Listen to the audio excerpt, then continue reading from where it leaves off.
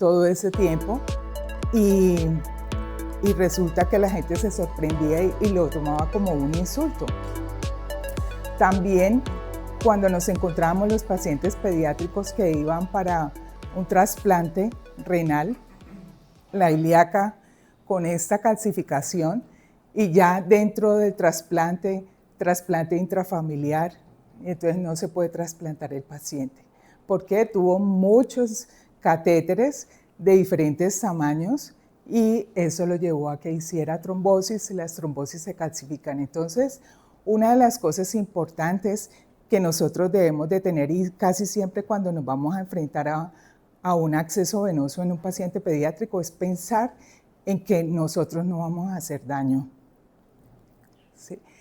Ya en este momento los anestesiólogos están trabajando sobre guías, sobre qué cosas hacer como para evitar de que existan este tipo de complicaciones. Entonces se vienen preguntas importantes, pero ya en los pacientes adultos que han tenido, cuando eran niños, han tenido un catéter y entonces resulta con un cáncer, hay que hacerle vaciamiento ganglionar, o el paciente que ha tenido una complicación antes, como un catéter de un tamaño exagerado, entonces ya empezamos a decir, no, tenemos que, el paciente renal hay que enfocarlo diferente, el paciente con cardiopatía congénita también hay que enfocarlo diferente, y todas y cada vez nos vemos con más necesidad de, buenos días, doctor. No, bienvenido. Aquí estaban diciendo que si yo había tenido algún romance con un cirujano pediatra. ¿Que dónde estaba el doctor Melo? ¿Cómo le parece? Pero mis romances todos los días a las 6:30 de la mañana, a las 6 de la mañana, 5:30 de la mañana con el doctor Villamizar, ajá. Es el único que me hace madrugar y que me hace madrugar. Desde las 3 de la mañana me estoy levantando diciendo, uy, no me voy a quedar dormida, voy a irme rapidito. O planear desde la noche anterior. No, pero lo disfruta. Sí, sí. Entonces figúrese que las listas de chequeo ya empiezan a tener dominio en el trabajo de los accesos venosos, entonces ya que tenemos que tener una lista de chequeo. Nosotros hemos hecho algo parecido, pero no, realmente no es lo derivado de la anestesia, de la cirugía general. Pero aquí hay una cosa importante que dice lo del consentimiento. El consentimiento a veces se nos olvida, otro lo firma, no hablamos con el paciente, con la mamá, los papás. A mí particularmente, como yo trabajo dando anestesia todo el día, entonces ir a hablar, subir, a decirle a la mamá, no, tranquila, no se preocupe, no, pero es que el ayuno, es que va a estar todo el día aguantando hambre, no señora, yo puedo a las 6 de la tarde darle un juguito.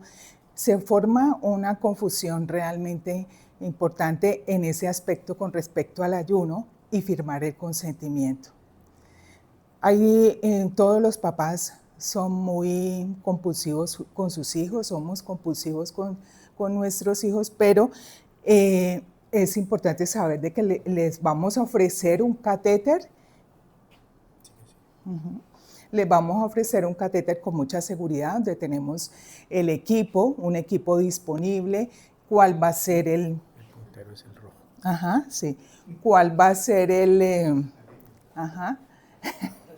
¿Qué tal? Mira, el tamaño, porque tenemos que definir, pero para poder definir el tamaño del catéter, debemos de hacer una evaluación preoperatoria del tamaño de los vasos, ¿sí? Las alergias y definitivamente saber si hay algún proceso infeccioso y que eso es el pan de cada día, ¿no? Que el paciente empezó a presentar fiebre y entonces hay que cambiar el catéter porque el blanco siempre es el catéter, ¿sí? Y aquí lo vamos a ver más adelante. Pero de todo esto es que la gente no se ha acostumbrado a saber de que nosotros necesitamos la máquina de ecografía. Y en ese momento que ya todo el mundo está con la máquina, pues se pelean las máquinas por diferentes partes. Y a veces las máquinas quedan abandonadas en un quirófano y uno es recorriendo 19 salas para buscar el... Bueno, llega el time out y entonces en ese momento tenemos, es pero importantísimo, determinar la posición óptima del paciente. A veces los tenemos demasiado hiperextendidos, ya con la ecografía podemos evitar esa hiperextensión y pues que todos estemos ahí completos. Y en la última, que me parece que todas son importantes, pero en estos días, por ejemplo, me llegó un paciente con una guía abandonada en el hombro. Entonces le cogieron una línea arterial, no se fijaron de que se les olvidó, no sé qué pasó, era un paciente adulto, pero pues con la guía aquí en el hombro. Y entonces uno dice, no, pues sí, ¿cómo pasan estas cosas? O sea, yo saco la guía, pero se les fue la guía. Y lo mismo nos pasa a nosotros con los catéteres epicutáneos, sobre todo los anestesiólogos, porque los catéteres epicutáneos son catéteres en silicona. En este momento los catéteres que tenemos disponibles son los catéteres en poliuretano de tercera generación, ¿sí? Definitivamente nosotros no podemos seguir colocando catéteres. Aquí tenemos el catéter PIC, que en un momento dado lo podemos utilizar como off-label. Off-label es que es un catéter que está diseñado para ser utilizado por vía periférica. O sea, todo esto de los catéteres y el boom de los catéteres empezó con los adultos, porque habían pacientes que iban a estar mucho tiempo hospitalizados, entonces necesitaban un acceso venoso para nutrición parenteral o antibiótico-terapia con home care, y resulta que, ¿con qué lo mandamos? Porque la gente en home care no está acostumbrada a manejar catéteres centrales, o sea, SIC.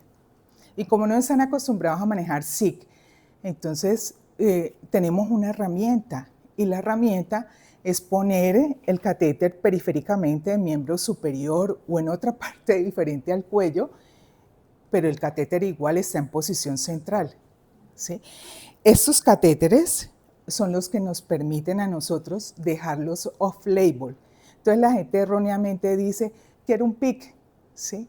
El PIC, pues, o sea, se están imaginando porque hay pacientes pediátricos que los vasos son muy pequeños y además los vasos de los pacientes, la vasculatura es autolimitada. El proceso de maduración del paciente pediátrico termina a los 2 años, incluso a los 7 años. El corazoncito es inmaduro, tienen una cantidad de fibra miocárdica que nosotros tenemos el 70 y el paciente pediátrico tiene el 40 de fibra muscular en el corazón. Todas esas cosas debemos de conocerlas, y yo pienso que si una persona se mete a colocar un catéter vascular, a acceder a un paciente pediátrico por vía periférica, tiene que saber cómo hacerlo por vía central. Ese es un tema que en Europa, en Estados Unidos lo están haciendo las enfermeras, y ya con el advenimiento de los PICC-PORT, que es el catéter implantable, todo eso está operado por enfermería. Sinceramente, yo pienso que nosotros tenemos que seguir dando ese soporte antes, probablemente en el futuro, así como yo veía en el 90 de que era imposible tener nosotros ECMO y tener ecografía. En el futuro no sabemos si van a ser las que nos van a sustituir. Aquí tenemos, en otras instituciones utilizan estos catéteres largos, ¿sí? Los toman como si fueran catéteres de línea media. Estos catéteres son para línea arterial, no son para un acceso venoso central. Sin embargo, hay los niños pues chiquiticos, esto es un catéter de 20, ¿sí? De 20, es un catéter grandecito, que siempre debemos de hacer. La rutina es medir el vaso y de acuerdo a la medición del vaso decir, bueno, este paciente necesita. Pero más adelante les voy a mostrar unas gráficas que hay gente muy acuciosa que ha hecho estudios y han cogido 100 peladitos y han medido en los 100 peladitos la vena yugular interna, la vena yugular externa, para podernos adelantar a nosotros de decir, vean, definitivamente hay 2 vasos en que usted se puede poner, en vez de ponerse a funcionar, hay 2 vasos importantes que son grandes, que se pueden medir a un catéter 3 French o a un catéter 4 French. Las guías se empezaron a desarrollar en el 2015. ¿Sí? Nosotros empezamos en el 2015. En ese momento pues nadie creía mucho en lo del programa y bueno, se fue haciendo y en este momento yo les puedo decir que en la clínica este año del 2025 van 8.000 catéteres. 8.000 catéteres y yo digo, ¿dónde están todos los catéteres? Porque yo no coloco, ¿sí? Sí, entonces pues cada uno tiene, pero yo me pongo a llevar la estadística, he querido hacer y llevar la estadística y veo que el uno puso 10, el otro puso 8, pero 8.000 catéteres y en este momento está el boom de que si a un niño no le colocan o a un paciente adulto no se le puede coger la vena periférica, entonces llaman a ecografía para coger la vena periférica con ecografía. Y eso es así porque yo pienso que definitivamente no podemos sacar los pacientes multipuncionados. Los sacamos multipuncionados y los papás nos cuentan el número de punciones que le hemos hecho y eso yo particularmente me siento debilitada cuando eso me sucede, ¿sí? Porque a veces uno se cree con esa cosa de que dice, no, yo puedo, y entonces chuza la safena, chuza el bracito, chuza, y 1.000 chuzones. Hubo una paciente que nos contabilizó, dijo que 36, 35. Y resulta que uno va viendo correr el tiempo y no se da cuenta que eso existe. Entonces, para una circuncisión. Sí, pasa. Lo que pasa es que nosotros, o sea, uno cree que a uno no le pasa. Yo pensaba que con la ecografía no me iba a pasar un neumotórax porque iba invicta hasta el año pasado o hasta, sí, principios de este año, sí, cuando tomé la decisión de retirarme porque me llamaron de neonatos. Para mí el paciente neonatal es un reto y eso para mí es una pasión que yo me desbarato y a la 1, a las 2, a la hora que sea. Mis compañeros cirujanos pediatras me critican eso y me dicen, pero es el colmo, ¿no? ¿Cómo te venís a las 2 de la mañana? No, eso no puede ser. Y al otro día yo estoy pues cansadísima y no quiero trabajar, tengo sueño. Bueno, el caso es que, bueno, me fui a colocar a un paciente, a un neonato de 700 gramos, ¿sí? Entonces, no, que salas de cirugía, no hay salas de cirugía, que no hay ecógrafo. Entonces, y ya eran las 11 de la noche. Y yo les dije, no, bueno, listo, ¿qué hay? No, pues que el niño está en esa incubadora. Entonces, ¿lo podemos sacar un poquito? Sí, saquémoslo un poquito. ¿Lo hacemos en la unidad neonatal? Bueno, sí, en la unidad neonatal. Y yo ya me estoy acostumbrando a hacerlo y les voy a decir al final cómo lo podemos hacer. Empezamos. Y resulta que se me acabó el catéter 24 porque eso es una cosa importante que sepa, que esos catéteres 24 que son con seguridad no permiten introducir una guía punto 18, los que tienen seguridad, pero paradójicamente los que son sin seguridad 24 sí permiten, sí, sobre todo para los pacientes neonatales, porque es que hay una diferencia muy grande entre la aguja microseldinger y el Yelko. Es más o menos casi como 1 centímetro. Y como uno se tiene tanta confianza, pues mete toda la aguja y se viene en retroceso. Uno de los éxitos de que el paciente no haga trombosis o no haga infección es que nosotros no puncionemos la pared posterior. Entonces tenemos que respetar la pared posterior. Si no la respetamos, es un vaso que se va a perder. Y lo mismo pasa con las venas periféricas. Ahí lo estamos viendo, se le hizo un chichón y no hay manera de que nosotros recuperemos ese vaso. Entonces, ahorita están de moda estos catéteres, que son los catéteres de línea media. ¿Por qué están de moda? Porque es que es muy triste que uno coloque un catéter de esos que vale $1.000.000, $1 millón y pico, el catéter, el PowerPik. Este PowerPik se llama así porque si el paciente va para resonancia y tiene que utilizar una jeringa digital, pues tienen que utilizar esa jeringa que va a 300 PSI. Por eso es que a los niños les tiene que coger otra vena para que no haya eso, pero nosotros no lo entendemos, yo no lo entendía. Y entonces, ¿pero por qué? Si ya tiene, por el trabajo que cuesta acceder al paciente. Entonces, este catéter se llama PowerPik porque este puerto, además, tiene varias ventajas. Una ventaja es que todas las salidas están en la punta.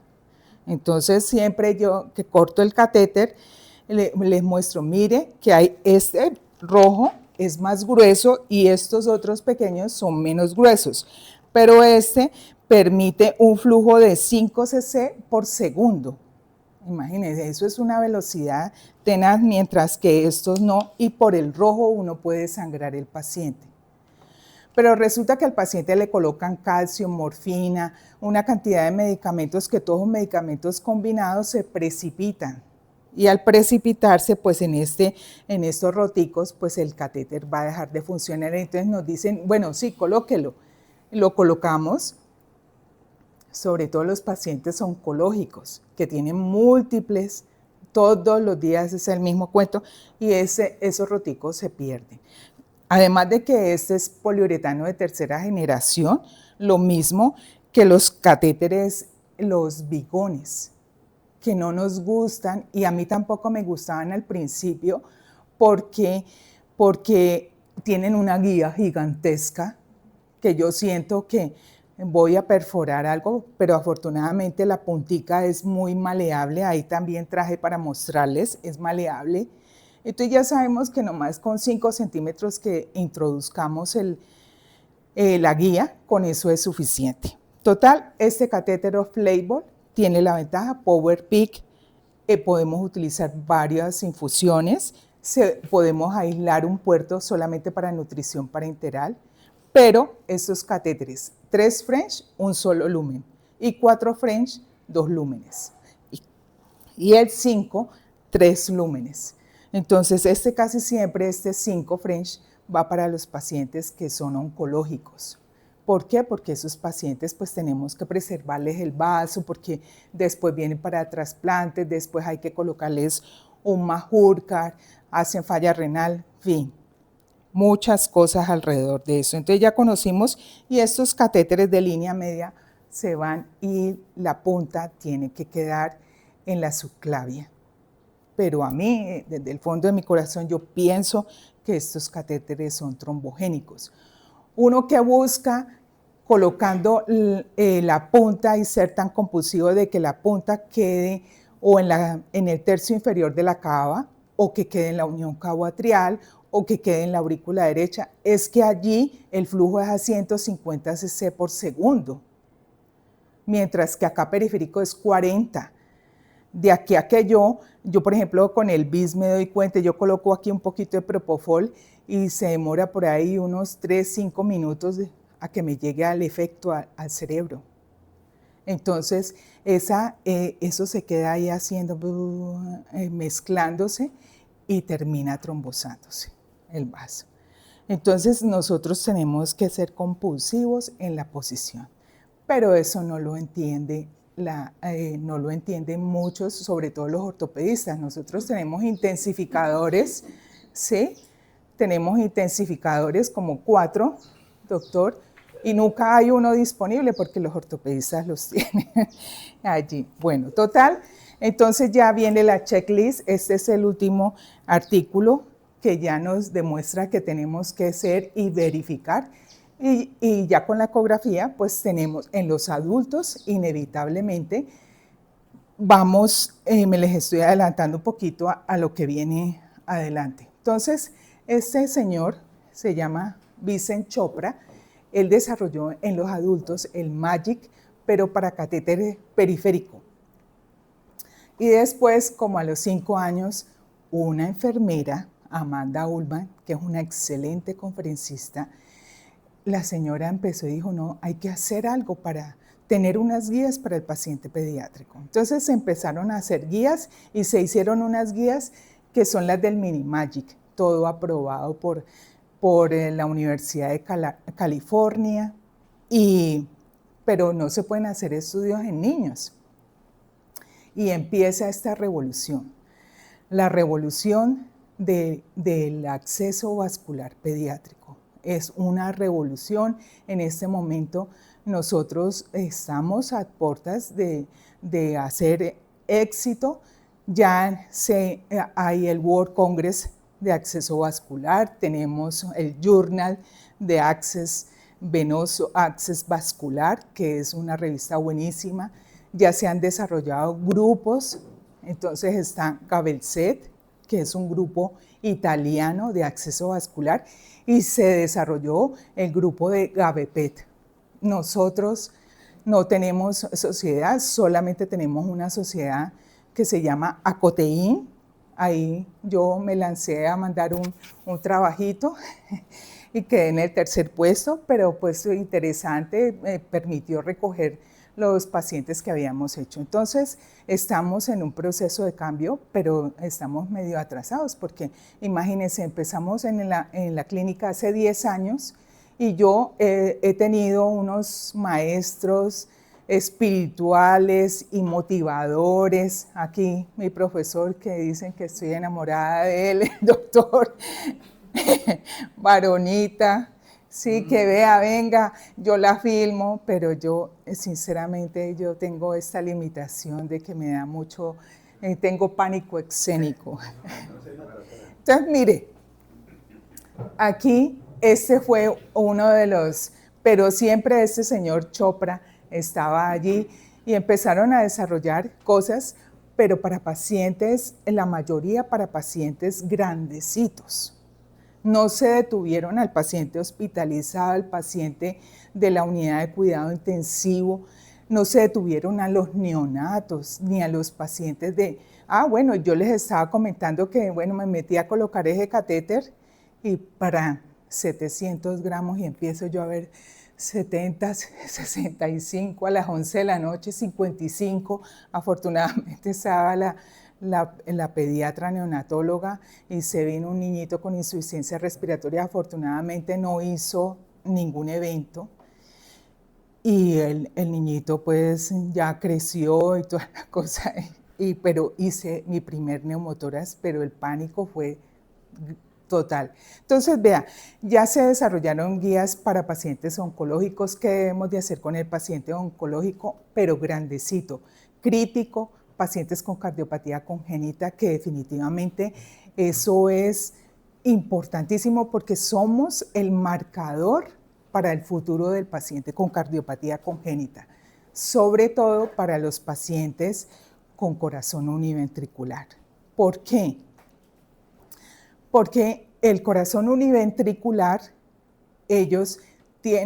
pueden suceder 2 cosas. Uno, que tengan hipoplasia del ventrículo derecho o que tengan hipoplasia del ventrículo izquierdo.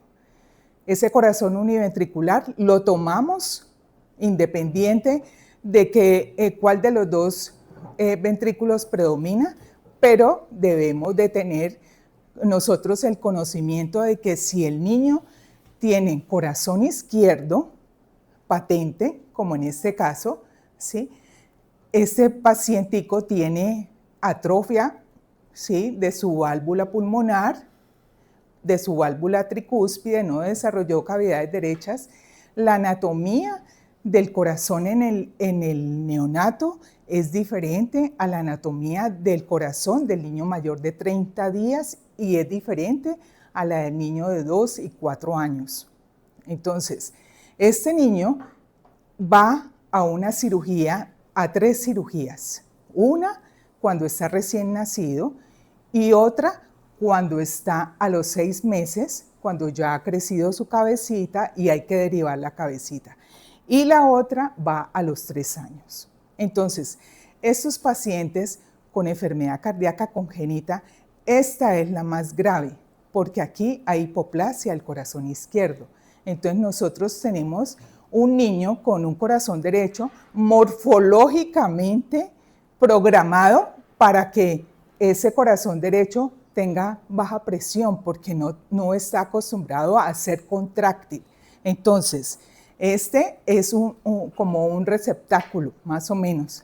Y el corazón derecho acepta es flujo laminar, flujo de baja presión, mientras que el corazón izquierdo, este es un corazón, entonces esos niñitos tienen mejor futuro que los pacientes del corazón derecho. Vienen a los 6 meses, a la primera, si tienen hipoflujo pulmonar, a colocarle un chon de la aorta a la pulmonar para que se desarrollen las pulmonares. Y si tiene una hipoplasia de la aorta, pues en la fase neonatal hay que hacer una reconstrucción de la aorta y del ventrículo derecho asegurarle flujo a las pulmonares, que es una cirugía demasiado compleja que estos niñitos casi siempre fracasan en el primer mes. Entonces, vienen a los 6 meses para derivarles la cabecita porque ellos están desarrollados en su tronco superior y les derivan la cabeza a las ramas pulmonares. Y ya a los 3 años, entonces cogen todo el flujo porque ya les ha crecido el hemicuerpo inferior y entonces les van a derivar el hemicuerpo inferior al GLEN que tenían previamente. ¿Sí? Y aquí, entonces, la enfermera Ullman con otro, que es otro enfermero, ellos hacen esta grafiquita donde muestran que la fisiología del corazón univentricular, pues, cuáles son los catéteres que deben de tener o cuáles son los accesos que se le deben ofrecer. Inevitablemente hay que colocarle su catéter umbilical apenas nazcan para colocarle prostaglandina. Pero ese catéter umbilical hay que quitarlo a los 5 o a los 7 días. ¿Sí? Y ese catéter umbilical se coloca ciegas. Y resulta que no se controla la posición, a veces se controla, el paciente se empieza a poner amarillito y resulta que es que se le trombosó la porta, hizo falla hepática y se muere el peladito. Entonces nos están acosando para que vamos y le coloquemos un catéter central. Pero es pensar de que en donde hay unidades neonatales, tarde o temprano vamos a requerir un SIC. Entonces nada de PIC para posición off-label.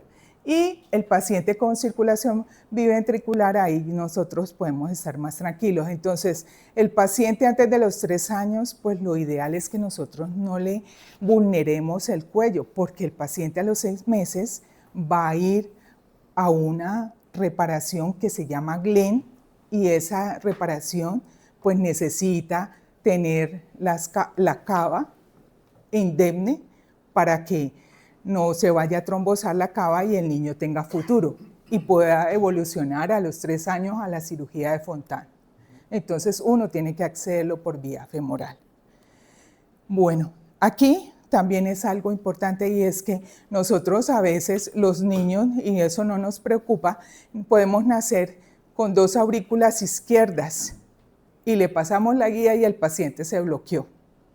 Entonces, hizo paro y el niño se murió.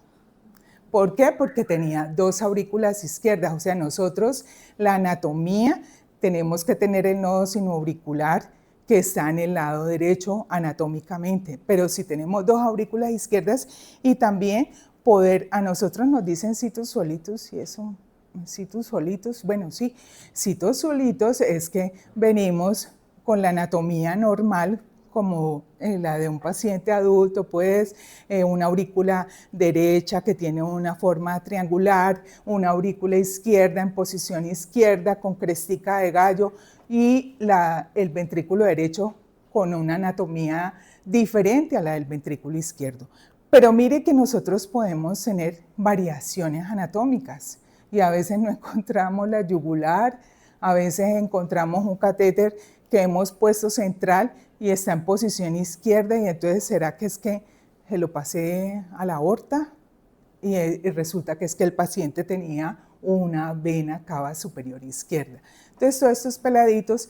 Y por último, esto de la cardiopatía congénita. Y es que cuando llegan a los 3 años les colocan les hacen el Fontano, o sea, derivan el Glenn a la vena cava inferior. Para que todo eso, o sea, ese tubo que ustedes están viendo ahí de Gore-Tex, es el que funciona como ventrículo derecho. Pero el niño cuando hace presión positiva, todo ese tubo se presuriza. Y entonces eso finalmente va a provocar enteropatía perdedora de proteínas, problemas pulmonares, y los cirujanos pues han diseñado colocarle una pequeña fenestración, ¿sí?, que está comunicada a las cavidades izquierdas. Y nosotros no sabemos eso, ¿sí? Porque pues no nos ha preocupado saber sobre cardiopatías congénitas, y metemos el catéter y resulta que una enfermera muy acuciosa le pasa un bolito de aire, pero eso no pasa nada. Se fue para cavidades izquierdas. El paciente hace embolismo coronario y paquete, se muere. Entonces, nosotros que estamos colocando catéteres, pues tenemos que saber eso.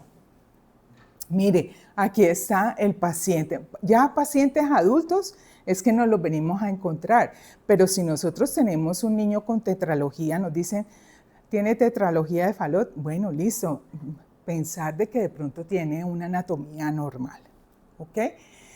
Y aquí el paciente estrella del doctor Marín, ¿sí? Este neonatico que vea, ayúdame, colócame ese catéter, y ese niñito, este ratoncito está grandecito, tiene como 1 año, bien lo más de bonito, sangran tenazmente, porque igual como tienen inmadurez de su sistema cardiovascular, tienen inmadurez hepática, inmadurez de todo el sistema hematopoyético, y entonces, más porque vamos y le inyectamos y el catéter se rompe.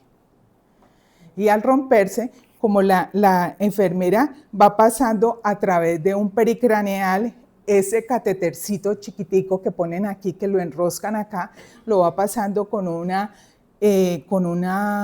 pinza que es como colibrí, y entonces lo va aplastando de a poquitos con la pincita colibrí, y uno se llevó el catéter y la punta se fue para la pulmonar. Entonces esos catéteres son para lo que son, o sea, para liquiditos así, pero no para nosotros administrar medicamentos. ¿Por qué? Porque corremos el riesgo de perforar esos catéteres. Ajá. Sí, un rollo, y todavía los vemos. Entonces, además, usted no pueden hacer monitor. Ah, pero ese es el catéter del drum. Ah, ya, y lo mandaban a esterilizar. Ajá. Ah, sí. Ajá. Bueno, no, yo quise trabajar en el hospital universitario y presenté entrevista con el doctor Villamizar. Me dijo, y no pasé. Pero bueno,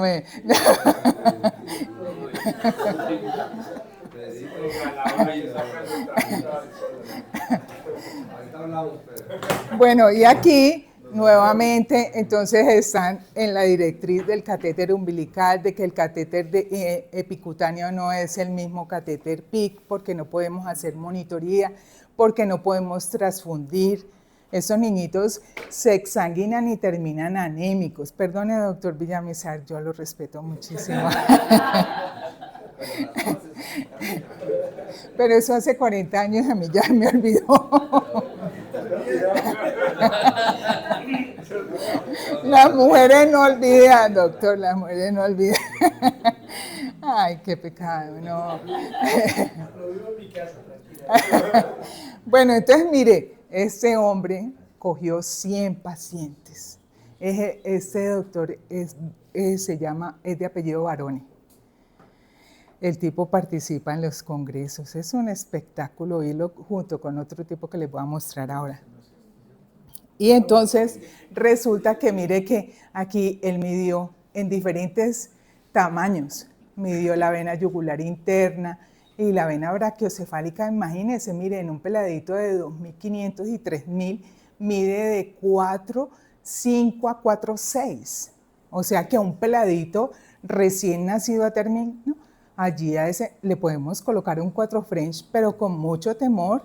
Hay algunos osados que le colocan 5 French, pero lo que sí sabemos es que a partir, inclusive los más pequeñitos, con un 3 French, perfectamente, el prematuro, el neonato prematuro inestable, hospitalizado, ese paciente se puede colocar en el tronco brachiocefálico. Y miren otra cosa, aquí las femorales también son grandecitas, pero son grandecitas aquí en la región inguinal. Y allí, pues el riesgo de infección, y nosotros cuando nos estamos lavando las manos, entonces estamos pensando, me voy a lavar las manos, Dios mío, ilumíname, sí, que yo no le vaya a hacer daño a este peladito, yo hago eso. Y entonces, porque es que tiene uno la familia, los tíos, los abuelitos encima, y yo cada vez que paso un catéter digo yo, pobres mis amigos los cirujanos, porque es que ellos viven una procesión por dentro que uno que está afuera no la vive. Y después, otra vez la misma cosa, ¿no? Bueno, en fin, el caso es que 100, y para concluir, este trabajito de 100 pacientes para concluir que los vasitos mejores, y eso es una sorpresa, porque es que cuando nosotros llegamos y ponemos un transductor y vemos ese tronco brachiocefálico grande, mire aquí, este es otro que cogió 9 pacienticos neonatales y a todos les hizo disección como para mirar a ver qué era lo que pasaba con la yugular, que nosotros con la cava superior y la unión aquí con el tronco brachiocefálico. Mire que se hace como aquí, como un angulito, y a veces que nos rebota la guía y que se nos devuelve, o que el paciente hace como una especie de latigazo cuando sacamos la guía, entonces el catéter se devolvió. En el lado derecho creímos que ese era el lado que era, pero resulta que este señor también encontró que encontró que la cúpula del pulmón izquierdo está más lejos que la cúpula del derecho. Entonces, es menos frecuente el neumotórax por el lado izquierdo. Y para uno, como somos diestros, la mayoría, ¿sí? A excepción del doctor Baronita, que es zurdo, no sé si será zurdo, es izquierdoso, resulta, petrista, no creo. Firmes por la patria. Firmes por la patria, exacto. Entonces, somos, y yo he insistido porque debemos de mantener la ergonomía mientras estamos usando el ecógrafo. Entonces, unos amiguitos míos, ¿sí? Que son una fiesta, resulta que esos amiguitos ya pusieron el eco al frente mejor, ¿sí? Pero resulta que cuando yo voy a colocar el izquierdo, yo coloco el eco aquí y estoy viendo aquí al frente. Si por alguna razón yo no puedo por el lado izquierdo, entonces yo simplemente me paso a la cabeza del paciente y volteo el ecógrafo. Entonces, pues el ecógrafo, y adicionalmente, como viene el intensificador, va a entrar por el lado derecho. Entonces uno con el ecógrafo ahí, el intensificador, el electrocauterio, porque no lo sacan de la sala, entonces el electrocauterio y una cantidad de aparatos ahí, prefiero siempre, y la ergonomía la mantengo mejor por el lado izquierdo. ¿Sí? Bueno, entonces mire que este detallito aquí es bien interesante tenerlo en cuenta.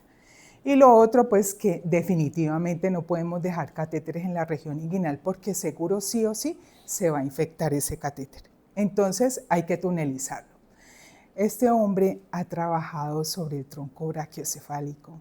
Sus conferencias también son un espectáculo. Él es sueco, vive allá arriba y se llama Christian Brechen.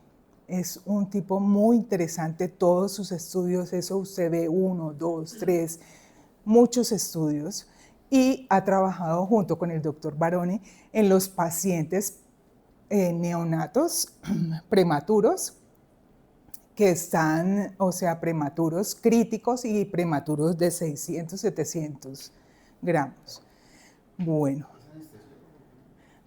no, cirujano pediatra. Uh-huh. Sí, bueno, aquí nuevamente para recordar de que el catéter tiene que ser el tercio del diámetro de la vena. Ahí nosotros tenemos cómo medir la vena. Ya cuando nos vamos volviendo ya veteranos, ya decimos, no, esa vena ahí le cabe. Pero tenemos algunas herramientas, como son el Doppler color, que no es que el azul, porque siempre las venas son azules, entonces el azul es el venoso, no, porque es que las venas son estáticas, mientras que las arterias son pulsátiles. Entonces vamos a ver si se acerca al transductor o se aleja del transductor. Entonces pues el Doppler arterial o el Doppler venoso, y lo mismo que yo tenía hace 40 años, que era el Doppler. Entonces yo oía ese, o ese era el arterial, o oía miau, miau, miau, ¿sí? Y esa era la vena. Entonces yo sabía, y ese era mi éxito. Pero yo cogía los catéteres con pericraneal en ese entonces, porque yo veía lejísimos el ecógrafo. Y la posición de la punta. Aquí uno a veces es entre el cuarto, más o menos 1 centímetro por debajo de la carina. Todavía me da trabajo, pero pues casi siempre lo dejo en esta porción. Pero a veces, por más de que uno es así compulsivo como el doctor Barona, de que es que tiene que ser ahí, no le muevo la guía, él llega. Todos somos compulsivos con ese punto, y afortunadamente ya nos están dejando a nosotros. Y lo mismo el Doppler, que es un Doppler continuo, que no tenemos flujo diastólico, no es un flujo laminar, ni un flujo sistólico, que es puntudo aquí. Entonces nosotros podemos ver. De todas maneras, hay algo importantísimo que es la primera costilla. ¿Sí? Esta primera costilla a nosotros, y ustedes van a ver por el lado izquierdo que la pleura se aleja de esa primera costilla. Entonces ahí cerca de la primera costilla inmediatamente vamos a ver el tronco brachiocefálico. Pero algo importante es que aquí va el conducto torácico y a veces no lo podemos llevar. Entonces empieza y lo llaman a uno y decir, vea que es que está lagrimeando, que es que está botando la solución salina. No, es el conducto torácico. Entonces de tener en cuenta eso. Este es otro trabajo bonito, sí, pero mire la diferencia. O sea, si nosotros tenemos aquí estos vasitos que miden 0.1 en la axila, 0.1, y aquí arriba uno puede coger el axilar, pero 0.1, ¿para qué uno tiene que cogerlo uno en eje corto, mientras que en eje largo, con el transductor aquí, se va uno por debajo del transductor? Siempre tiene que seguir la huella del transductor, no para que la funcione, porque esos transductores son costosísimos, y muchos compañeros ya los han perforado, las huellas. Sí, hay un transductor que aquí los doctores les gusta mucho y ya está. Bueno, vamos a ver que en el adulto hay 7 pasos para coger un SIC, pero en el paciente pediátrico solamente hay 4, que son en el cricoides, aquí supraclavicular, retroclavicular y supraesternal. Entonces ya nos entramos, ese fue el trabajo, la constancia, pues que Acoteín dio ahí el tercer puesto, pero pues en ese entonces miren lo que eso definitivamente, el tronco brachiocefálico, la cantidad de complicaciones Dicen que si uno en el primer intento tiene el éxito del 60% y en el segundo el 100%. Entonces ese es un buen paso, ¿sí? Y aquí ya ese es un artículo muy bonito que revisó el doctor Copete, ¿sí? De qué tenemos que hacer nosotros antes de la inserción, y nos tenemos que preguntar 7 cosas que a veces uno no se las pregunta, ¿sí? Pero ese consenso lo realizaron para los pacientes adultos. Entonces, ¿cuáles son las indicaciones? ¿Para qué? Porque no es lo mismo que es que tenemos que un catéter central para sangrar el paciente. ¿Sí o qué? Para aceptarlo en la UCI. Ajá. Sí, para aceptarlo en la UCI. ¿Cuál es la indicación? Sí, no, es increíble. Increíble eso. Entonces, pues nosotros poder saber pues para qué es, y de acuerdo a eso, nosotros tenemos que tomar la decisión. Usted lo necesita, cuánto tiempo va a estar, qué soluciones le van a colocar, va a ir a nutrición parenteral, no, que sí, bueno. Y la definición. Entonces esto, que no es siempre es PIC, PIC, PIC. A mí me dicen la doctora PIC, pero bueno. Sí. PIC, PIC. No, o necesita un SIC, o necesita un PIC, o necesita un FIC. Pero eso lo definimos nosotros. El PIC es para home care, o sea, ya sabemos que el PIC no se lo tenemos que sí o sí colocar. Pero entonces no, listo, se va para home care y entonces es fácil. Le cogemos el subclavio y llegamos y lo tunelizamos. Ahora vamos a ver más adelante lo de que son las tunelizaciones. Entonces, 8 preguntas durante la inserción. Esto ustedes lo revisan después, pero siempre hacer una buena evaluación. Hay ya protocolos que se llaman SIP para periférico, SIP con P, SIC para central y SIF para femoral. Entonces ese protocolo es que uno tiene que lavarse bien con clorhexidina, hacer los 3 tiempos, pasar, haber hecho un escaneo previo, que a veces nosotros no lo hacemos, ¿sí? Porque ya nos tenemos confianza, entonces no lo hacemos, pero hay que hacer ese escaneo antes, que entonces para el periférico se llama RAPEVA, para el central se llama RACEVA y para el femoral se llama RAFEVA. Entonces nosotros saber y decir en la nota, se le hizo RACEVA. En el paciente pediátrico son 4 puntos nomás, que son a nivel del cricoide, se pasa, B1, cómo está la relación, porque la carótida puede estar encima de la... Hay variaciones anatómicas, encima de la yugular, puede estar al lado, puede estar al revés, la tiene uno, está sobrelapada sobre la carótida. Entonces, pues eso también es importante definirlo porque va a llegar el otro. Yo casi siempre reviso las de mis compañeros, las valoraciones de antes para ver yo por dónde me meto. Bueno, y si nosotros hacemos todo esto, dejamos el catéter en posición central, vamos a evitar la trombosis, la obstrucción del catéter y además de eso, trombosis va asociado a infección. Obstrucción del catéter va asociado a infección. Entonces también tenemos que desarrollar unas guías para el mantenimiento de los catéteres.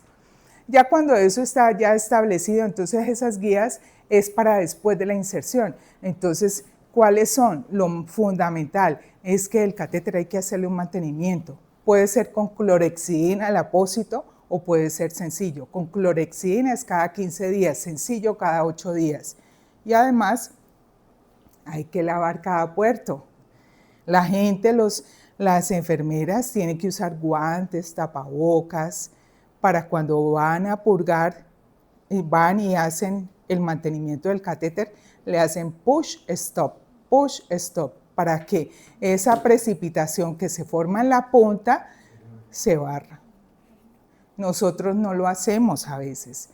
Las enfermeras creen que el paciente viene con el equipo de venoclisis arrastrándose por todo el hospital y que esos puertos que son plásticos son estériles. Y llegan y otra vez vienen de coger el perrito de la casa, no se lavan y vienen y hacen, y entonces hay que insistir en el lavado de manos, porque no podemos hacer daño. Entonces mire la cantidad de catéteres a los que nosotros nos vemos abocados y el personal del almacén dice, oiga, ¿cómo así? 3 Fren, 5 centímetros, 15 centímetros, pero pues eso lo pedimos de acuerdo al paciente que tengamos. Pero definitivamente, y la vulnerabilidad es en el paciente pediátrico y en el paciente anciano. Ahora, los que estamos dedicados a pediatría, entonces no vean que es que hay un viejito de 80 años que tiene un cáncer de pulmón, está bloqueado acá arriba, pero tiene linfedema en los miembros inferiores, ¿sí? Entonces, ¿qué catéter le podemos colocar? Y llaman a los cirujanos pediatras. Entonces, para que nos alicemos, porque el campo se nos va a extender hasta este. Entonces, definitivamente, el acceso a las características de las venas es que es un recurso limitado, que no es reemplazable y que influye en la calidad. Pero sí es muy importante nosotros poder identificar en la valoración preanestésica cuál es el paciente DIVA. El paciente DIVA es el que el papá definitivamente nos insiste y nos dice, no, es que a mi hijo es dificilísimo. O poder determinar que si el paciente está rechonchito, sí, rechonchito, y el doctor va a ser papá. ¿Ya les participó? Va a ser papá el doctor. Si se espera fallar en el primer intento, pues hombre, fíjese, ya se están cogiendo las venas periféricas con ecografía y es muy fácil. O si no, pues hay que ir a Siloé allá, el técnico de Siloé, ¿qué es que es, doctor? El Politécnico. Que el doctor, si nosotros no cogemos, dice, no, la va a tener que mandar al Politécnico. Entonces, evaluación clínica del paciente, conocer la comorbilidad, saber cuánto va a durar la terapia, ¿sí? El tipo de fármacos, qué zona es la que nosotros vamos a abordar, el número de lúmenes, eso es un marcador de infección. Entonces no podemos contribuir a la infección. Y medir.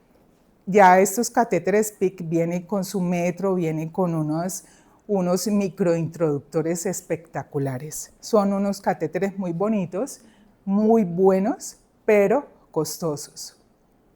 Entonces lo que les decía, mire, el flujo, cómo se pinta el flujo de la vena, pues es un flujo continuo, tenemos esas herramientas, el color y el Doppler.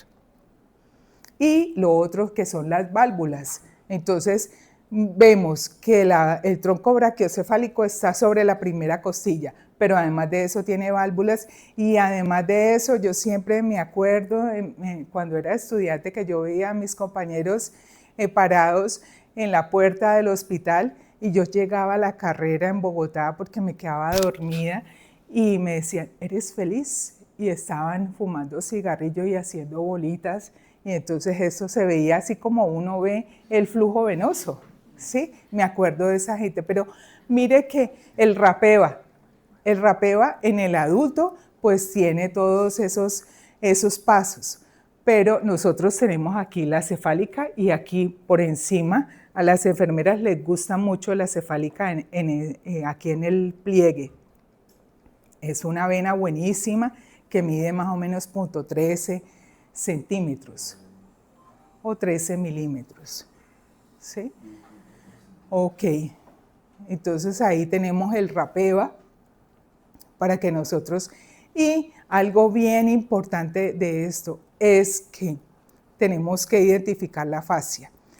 Casi siempre las venas vienen acompañadas de su arteria, pero hay una única vena y van por debajo de la fascia.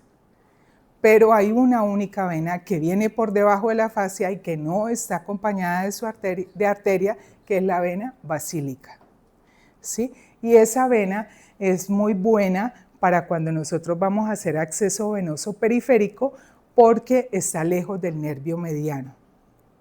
Entonces es una garantía. Sí, siempre hay que mirar, ahí está la reina del PIC, que es la vena basílica. Sin embargo, podemos coger, hay un gorrito de Mike, tanto aquí en la región inguinal como aquí en la región, en el tercio medio del brazo, que ahí está la braquial, la arteria braquial con 2 venitas braquiales, que también podemos utilizar esas venitas, ¿ok? Y ahora otro término que tenemos que introducir, que es la zona green de Dawson. Edward Dawson era un enfermero que también se puso a analizar qué región era la menos contaminada. Y entonces, de acuerdo a eso, se encontró que este tercio tenía menos contaminación bacteriana, lo mismo, y se definieron unas zonas SIN, o las zonas de Dawson. Uno puede coger una vena en la zona amarilla siempre, tanto a nivel femoral como a nivel central, como a nivel periférico en la zona amarilla, y tunelizarlo a la zona verde, que es la zona de Dawson. Esa zona de Dawson, ¿qué pasa? Allí tiene que quedar estable el catéter, porque el pivoteo del catéter hace de que favorezca la trombosis. Entonces ya en este momento han desarrollado unas anclas para fijar el catéter para no utilizar sutura, porque la sutura también induce infección, pero inevitablemente en nuestro medio tenemos que usar sutura, ¿sí? Porque ese anclaje subcutáneo pues también es costoso y no lo tenemos en nuestro medio. Y es preferible utilizar el cianoacrilate, que es el glue para sellar el puerto de salida. Sin embargo, el bigón tiene una cosa que es una fantasía, para que ustedes lo analicen. La punta tiene como un baloncito y ustedes colocan ese bigón y no filtra nada de sangre. Eso es un punto perfecto, porque ese baloncito, y esa es otra ventaja de ese catéter, es que los lúmenes son independientes, o sea, 2 lúmenes independientes. En cambio, el catéter que les gusta a mis amigos, ese catéter tiene un solo lumen con 3 puertos, un puerto aquí en el distal, uno a 1 centímetro y otro a 3. Entonces, ¿qué pasa? Resulta que son 4, de 4 centímetros. Entonces, en la punta no le colocan goteo, sino que lo colocan en el de 1 centímetro y en el de 3. Y ponen eso a alto flujo. Y entonces, al ponerlo en alto flujo, se devuelve el fluido. Entonces, ¿por qué? Porque es un solo trayecto de estos catéteres, de estos azulitos. Y lo otro es que tienen una mariposa, que esa mariposa la usamos, pero allí debajo se acumula sangre y eso es otro factor de infección. Entonces es mejor dejar como el catéter preciso. Bueno, y lo otro, entonces aquí viene lo del SIP, que es el lavado del brazo con clorhexidina, que dicen que es que no usar en niños la clorhexidina, que porque es tóxica, pero lo que ha demostrado que es menos infeccioso. Inclusive, lo que sí no podemos hacer es dejar laguito, porque si dejamos laguito, eso produce maceración. Y una vez terminamos, como lavar con solución salina. La exploración ecográfica, entonces hacer rapeva, raceva y rafeva. Medir la vena, de acuerdo a la vena, elegir el catéter. La identificación en periférico, el nervio mediano, porque hay niños que pueden quedar con lesión. Y la ubicación, que tenemos varios métodos para ubicar la punta del catéter. Y los sistemas que ya vamos a ver adelante, que son el Style Lock y el otro que es el Grip Lock, que es para los neonatos. ¿Sí? Nuevamente, la repetición aquí. Y estos ecógrafos que nos está brindando y que a nosotros pues, nos parecen como atractivos, pues realmente no son tan atractivos porque necesitan pagar una mensualidad anual para uno tener el software y además son traductores muy pesados. Entonces no vale la pena. Ahí les estoy mostrando pues la medición y la anestesia local en algunas circunstancias, sobre todo por ejemplo con los neonáticos.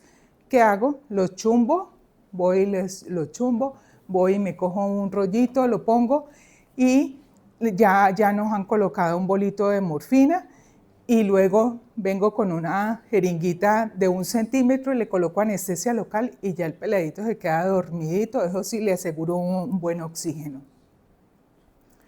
¿Sí? Estos sistemas que son como unos microintroductores son espectaculares en el sentido de que son atraumáticos, se deslizan fácilmente, pero estos son Cook, también costosísimos.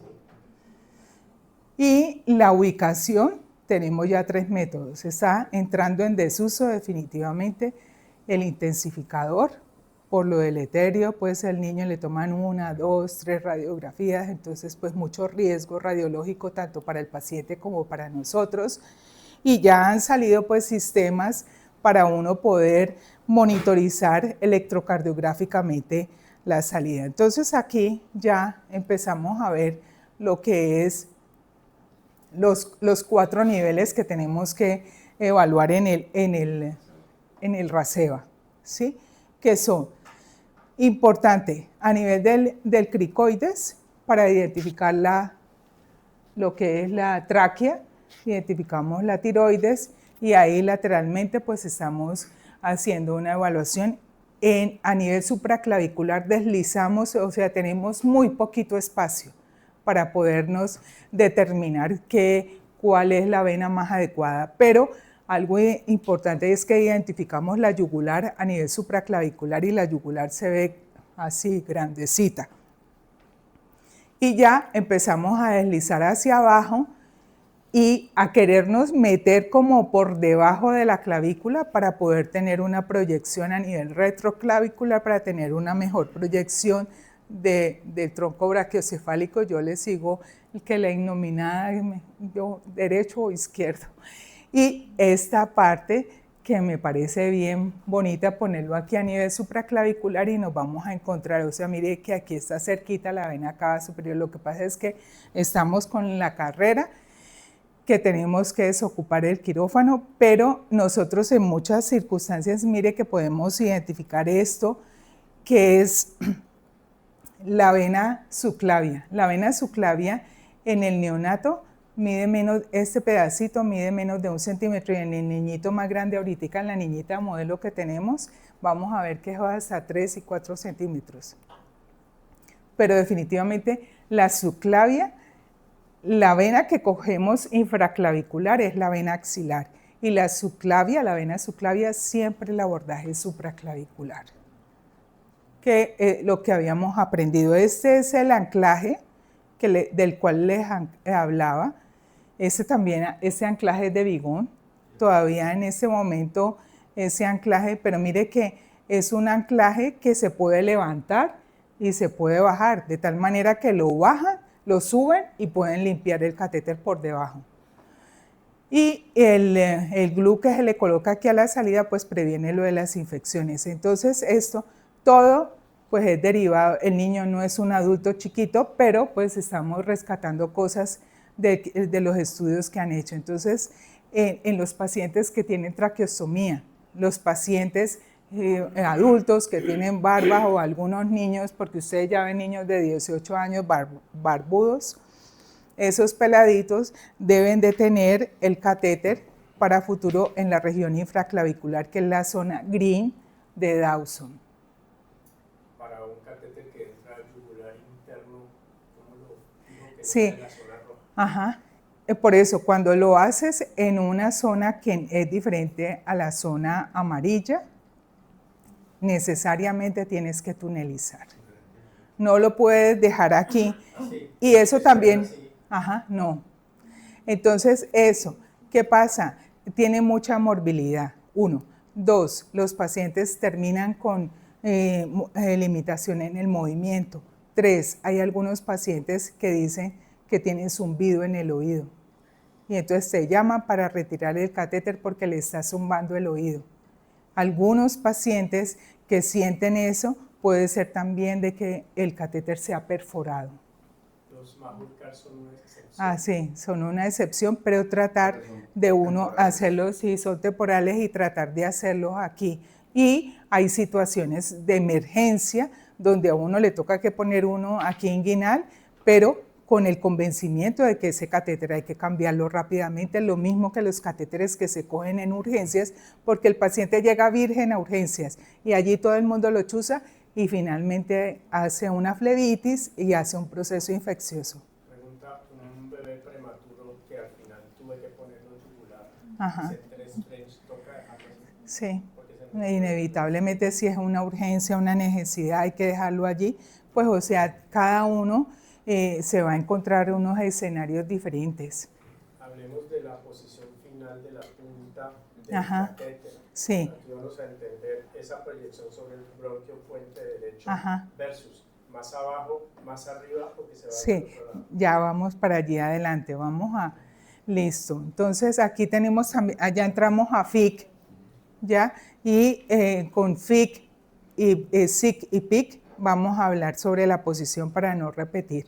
Entonces aquí nosotros en el niño tenemos solamente porque es que en la región inguinal es donde el vaso es más grande. Entonces nosotros ¿qué podemos hacer? Tunelización, ¿sí? Este tema es largo, por eso la doctora que hizo la exposición, esto es, y uno piensa, y quisiera como abordarlo todo, pero allí ya en este momento hay libro de acceso vascular, un libro espectacular. Lo que les decía antes, estamos en la revolución, las revistas, y va saliendo todos los días una cosa diferente. Entonces, en los niños tenemos que hacer esto, pero entonces, porque allí, o si nos vamos al triángulo de los aductores, la venita mide 0.2 y ahí nosotros no podemos hacer, que es la zona green. Entonces, ¿qué hacemos? No, pues llegamos y lo tunelizamos. Podemos hacer una pseudotunelización, que lo vamos a ver más adelante, o podemos hacer una tunelización guiada, ¿sí? Allí hay diferentes, pero esto es en el paciente más grandecito, que casi siempre no lo podemos hacer en plano porque nos genera una distorsión y tenemos que hacerlo en esta posición, que es la posición de fuera de plano. Entonces podemos tunelizar. Pero miren ustedes aquí, esta zona es la zona roja, hay la zona amarilla donde uno puede hacer la punción, de ahí con una pseudotunelización. Como esas agujas son largas, entonces uno tiene aquí el transductor y se viene desde acá en distancia avanzando progresivamente o haciendo una rotación del ecógrafo desde la punta de la aguja y lo va avanzando para seguir la aguja. Sí puede hacer uno de esas dos cosas que ustedes inclusive a veces para los majurcar, que son majurcar larguísimos, pueden hacer una pseudotunelización, que es como si cogieran una vena, que uno a veces la vena la saca arriba y la coge desde acá, entonces eso es una pseudotunelización. Entonces mire que está proscrito, pues dejarlo en la región inguinal, como está proscrito ya hacer disecciones.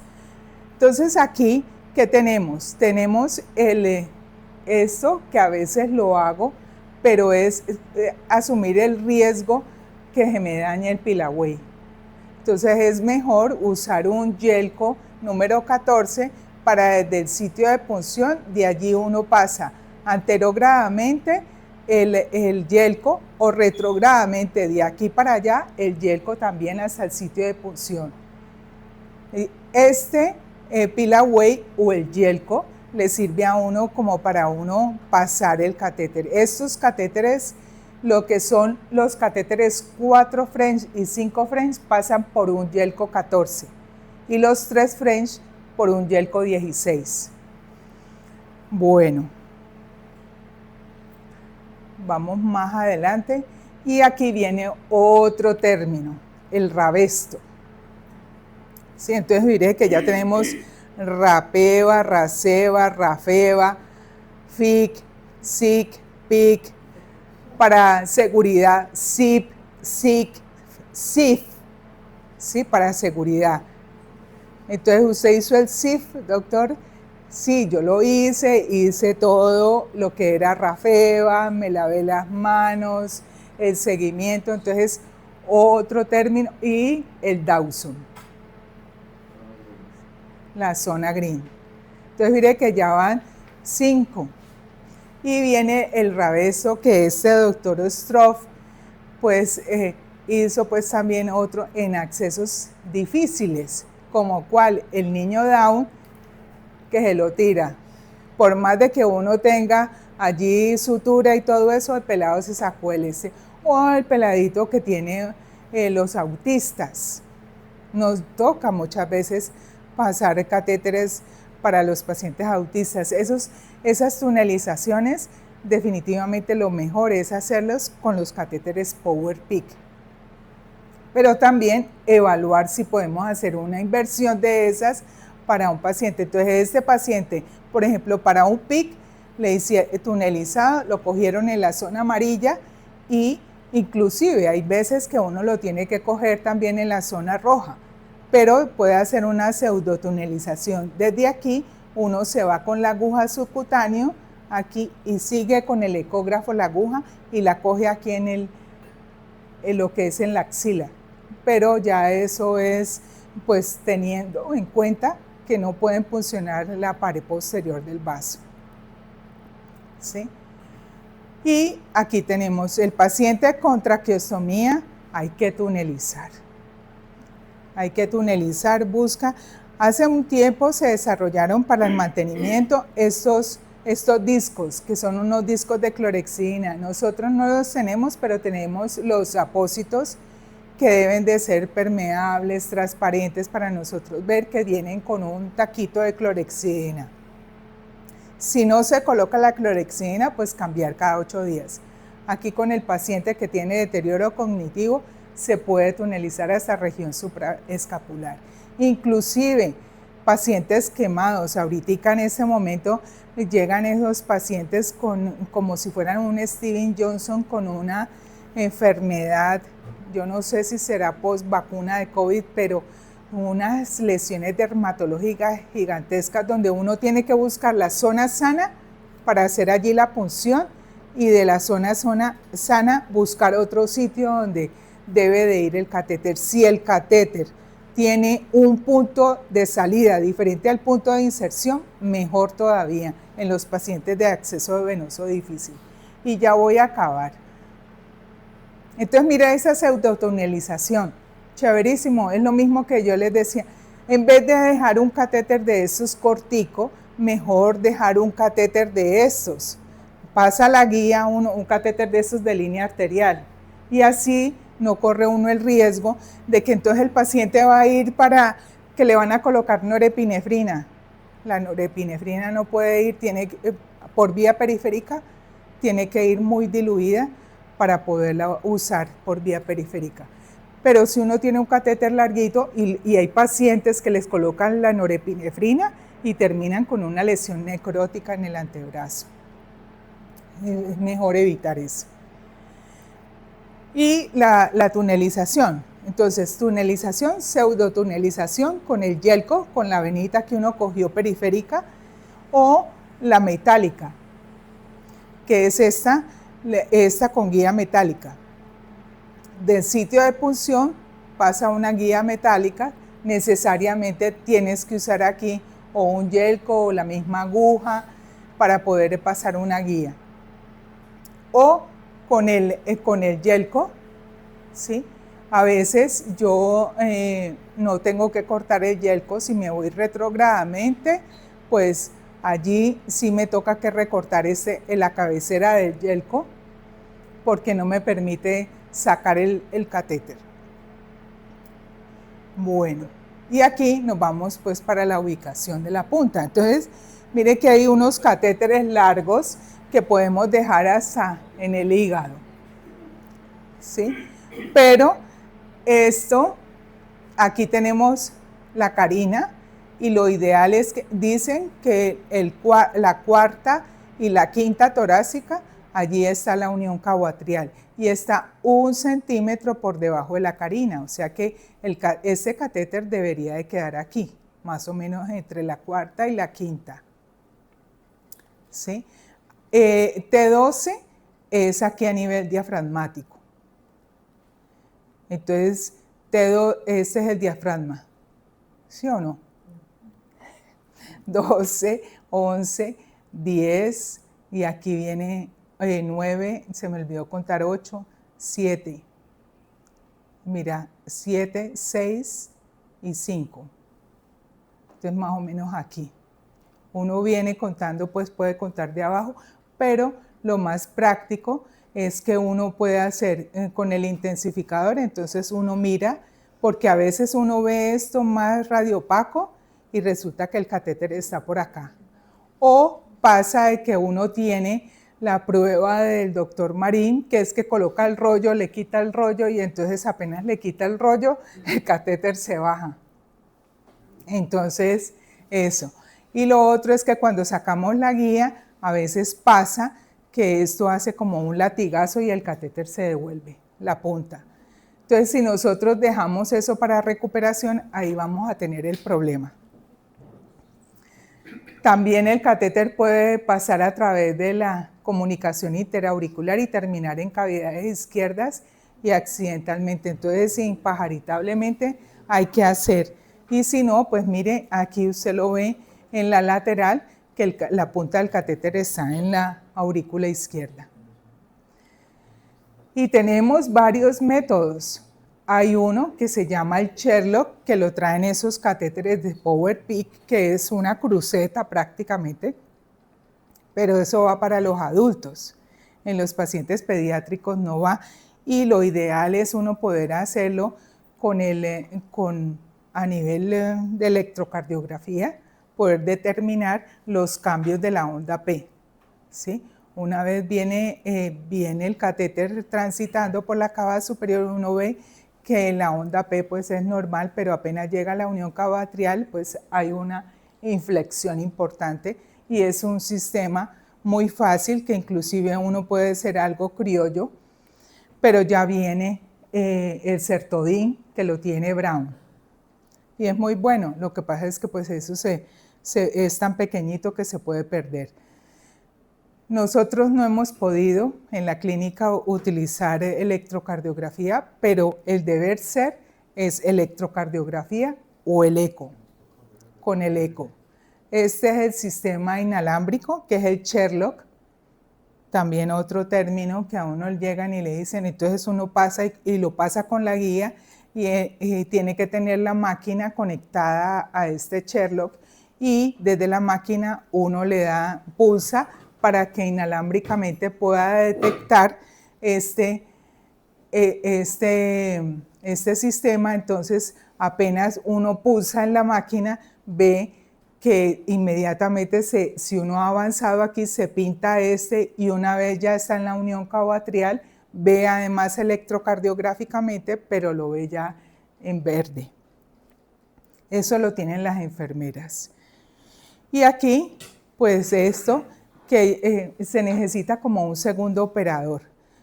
Y tenemos la forma de poderlo hacer cuando los niños son pequeñitos, porque tenemos la proyección subsifoidea, y ahí en esa proyección subsifoidea podemos hacer un bicava y poder determinar. O también tenemos el test de burbujas, ¿sí? O que se puede pintar solamente nomás con la inyección de solución salina. Pero ese test de burbujas en algunos niños es de riesgo, sobre todo en los niños de cardiopatías.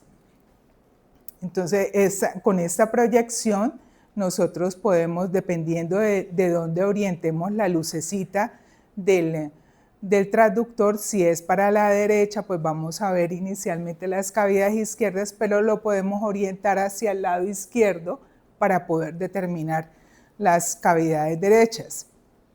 Entonces, si orientamos la lucecita, eso lo podemos hacer ahora cuando estemos en la parte práctica, que la orientamos hacia el lado izquierdo, y entonces vamos a tener esta proyección, de tal manera que vamos a ver el hígado, y al ver el hígado podemos identificar la vena cava inferior.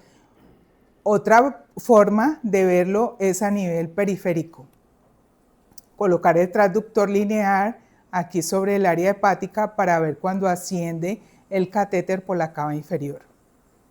Y estos son los sistemas, ya para finalizar, pues el sistema de Security CAT, que es un sistema bastante costoso, y tenemos los Grip Lock.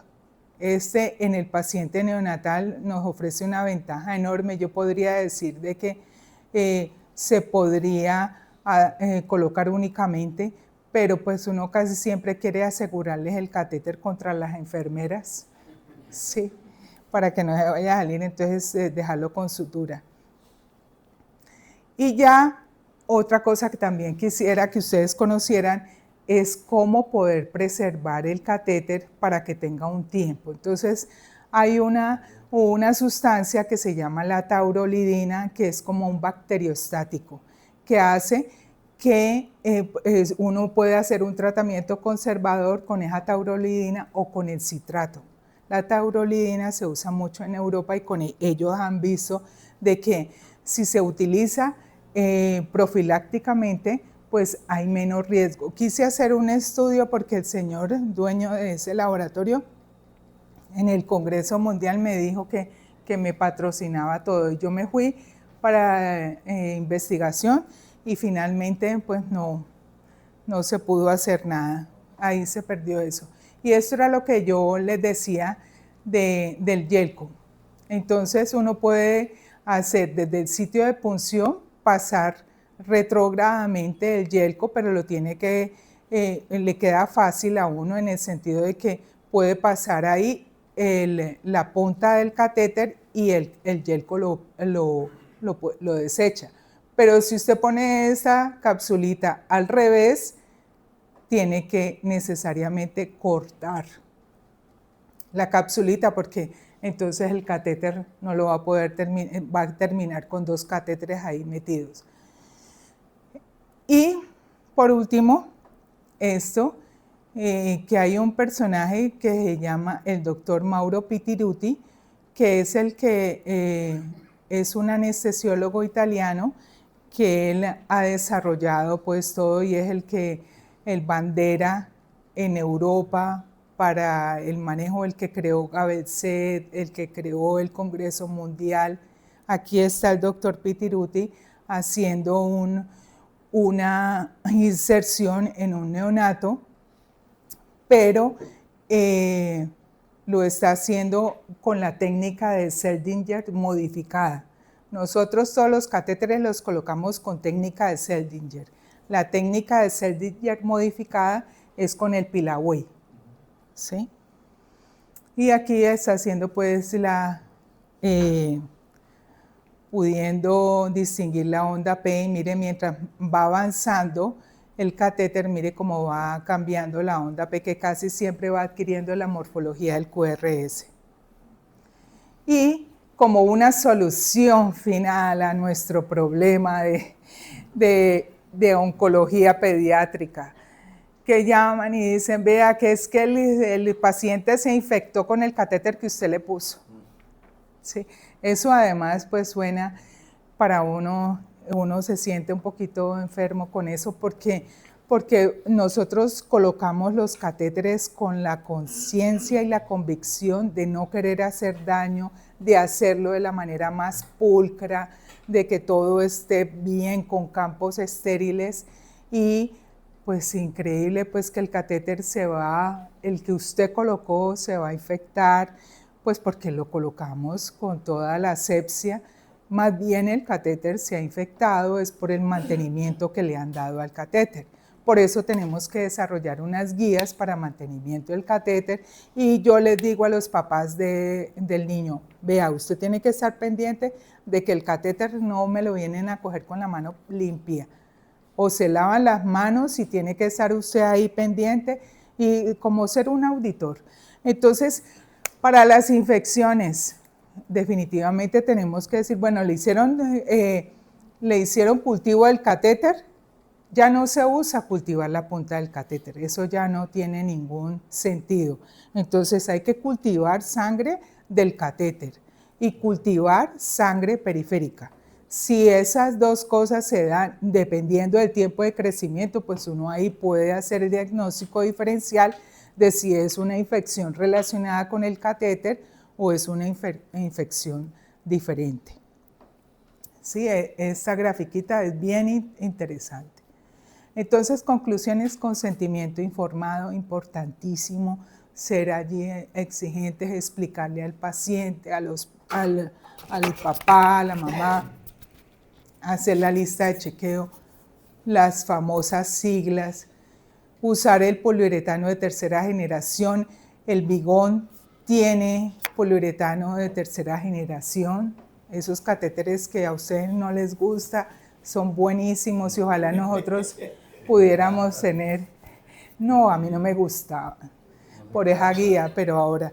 Y vienen 4 French, y vienen 5 French, y vienen de 8, de 15, de 12, pero no han podido entrar a hacer nosotros mentalmente los chequeos de seguridad, el SIP, el SIC-SIF, y siempre pensando en que tenemos que evitar infección y trombosis y retirar tan pronto como ya no sea médicamente necesario, pero desafortunadamente pasa que le quitan el catéter y el peladito retorna al tercer día, o al segundo, o al día siguiente.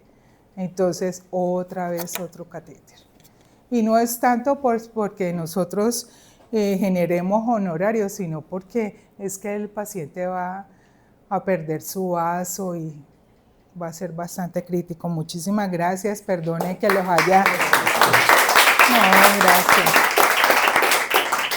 Gracias porque todo este estudio que he hecho y todas estas cosas se las debo a ustedes, a la cirugía pediátrica, de verdad. Ustedes han sido mis grandes motivadores. Muchas gracias. Una pregunta. Ajá. Vemos con mucha preocupación algo que dijiste ahora, que es poner catéteres centrales para una UCI para que le saquen sangre al paciente. ¿En las guías está contraindicado? No. Es inevitable. Pero pues la idea es que no sea solamente para eso, sino para TPN, para un tratamiento sistémico. ¿Y el lavado? Y el lavado, lavado antes de retirar y lavado después.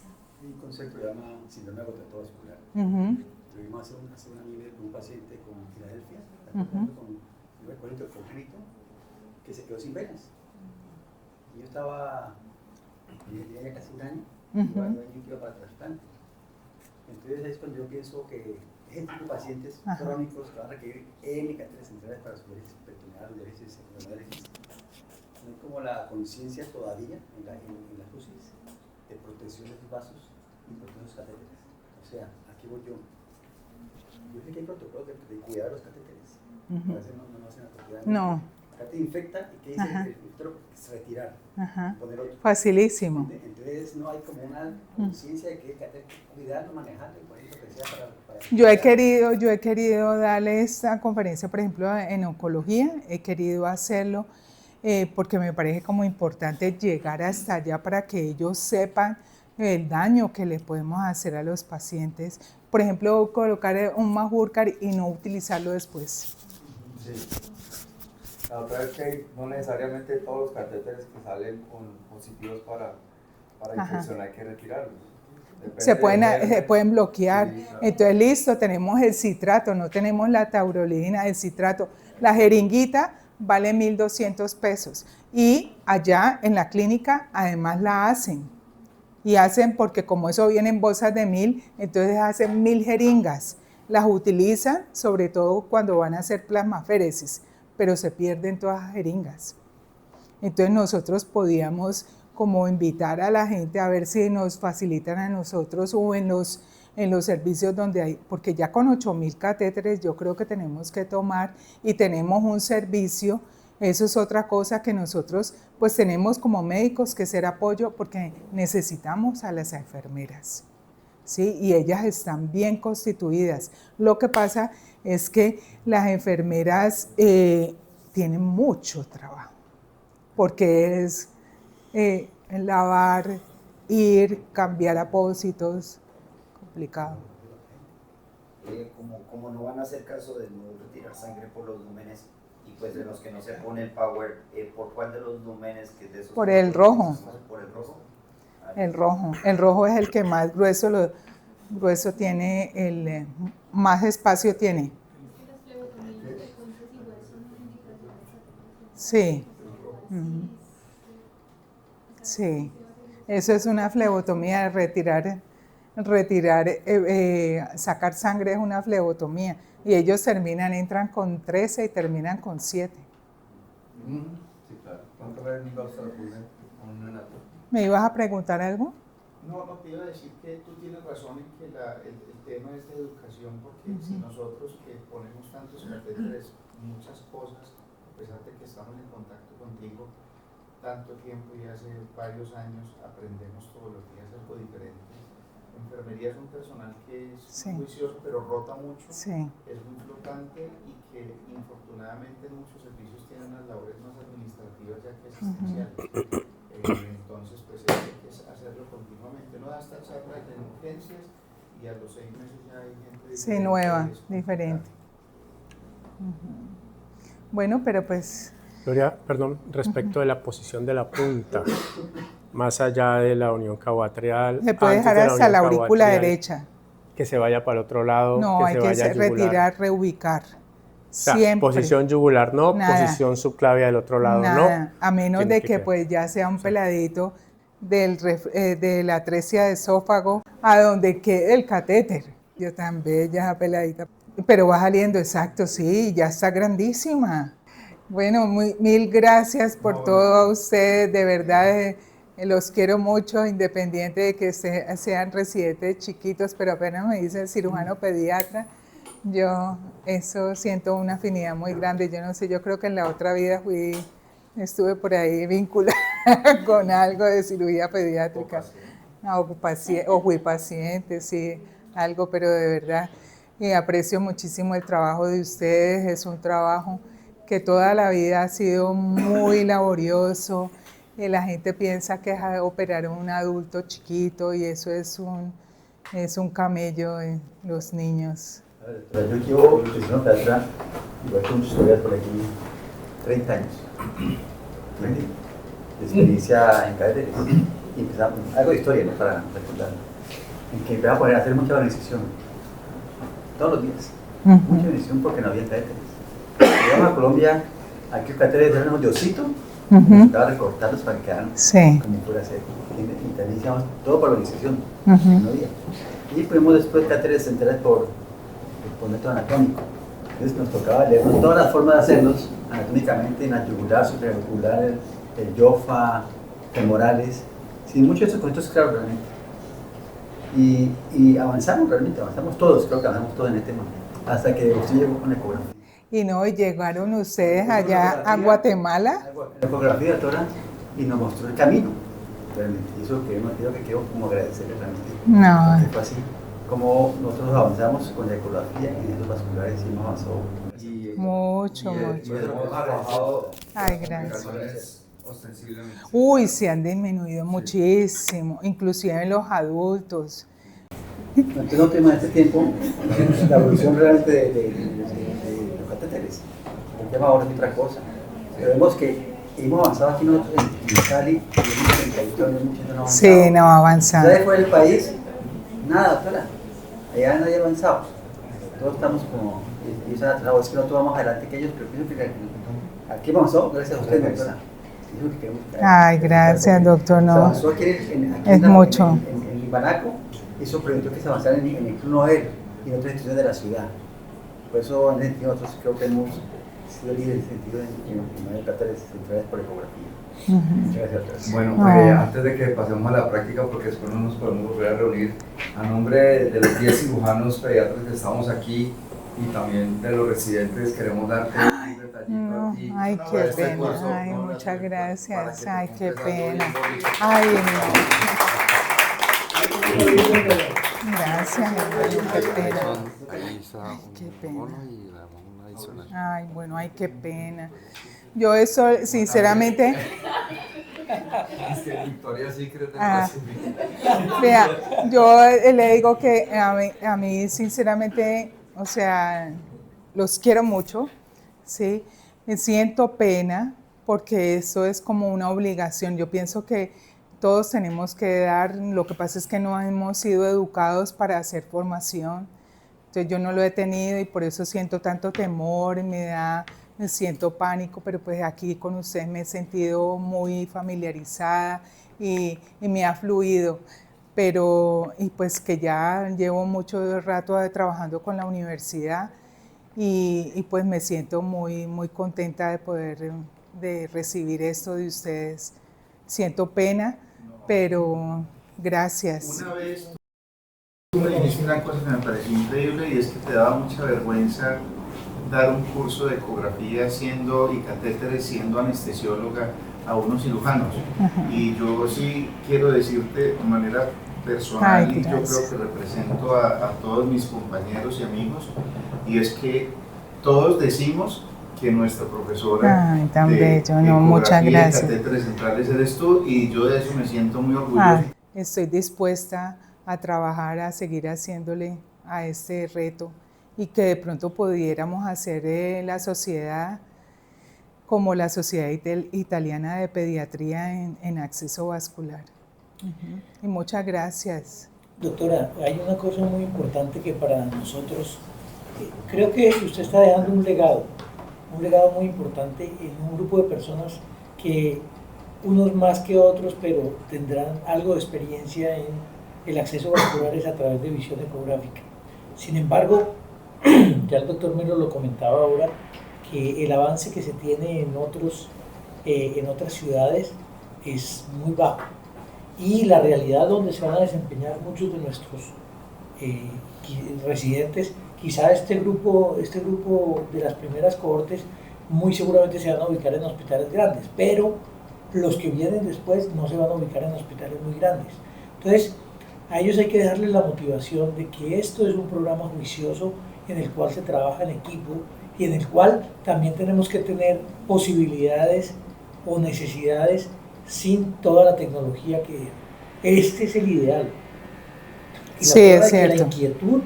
De que la inquietud y de que la complejidad que da un acceso vascular es que estamos aquí muchas personas que llevamos muchos años en esto y sin embargo todos los días estamos aprendiendo.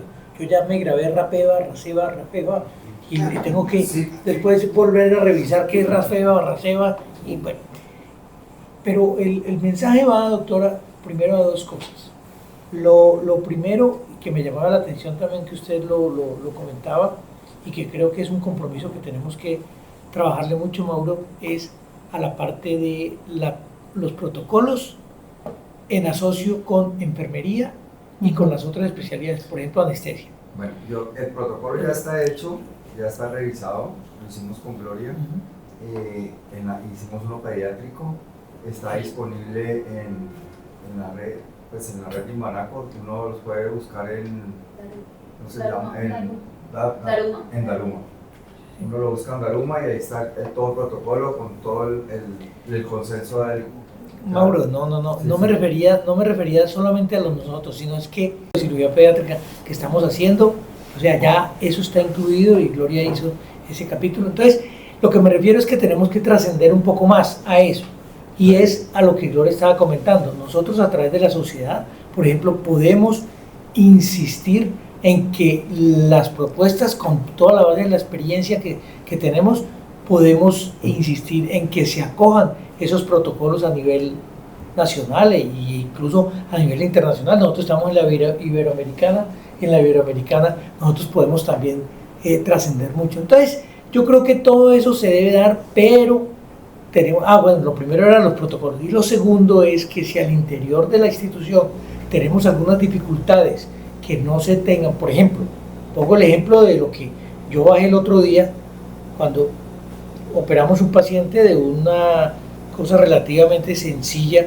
pues me refiero yo, una cirugía antirreflujo en un paciente pequeño, pero era un lactante, pero bajo yo, tenía una muy buena vena periférica, y bajo y le pregunto al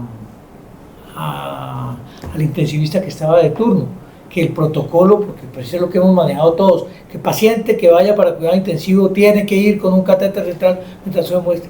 Me dijo, no, nosotros aquí no tenemos eso establecido. Le dije, bueno, pues entonces tendremos que sentarnos con Zapata para poder aclarar ese punto, porque es que también es muy triste de que al otro día el paciente está comiendo bien, se va para su casa y adiós, catéter. y el riesgo que hay de colocar un catéter, pues obviamente es muy grande. Yo creo que ese tipo de acuerdos tenemos que llegar. Si hay un paciente que no requiere, un paciente que tiene una patología X, ¿cierto? Que se deja de cuidado intensivo simplemente para la supervisión en las primeras 24 horas postoperatorio, no tiene por qué tener un catéter central, a no ser que se requiera, pues, por otra razón. Entonces, yo creo que a eso tenemos que llegar de acuerdo y yo creo que la institución está abierta a eso y tenemos que insistir en eso.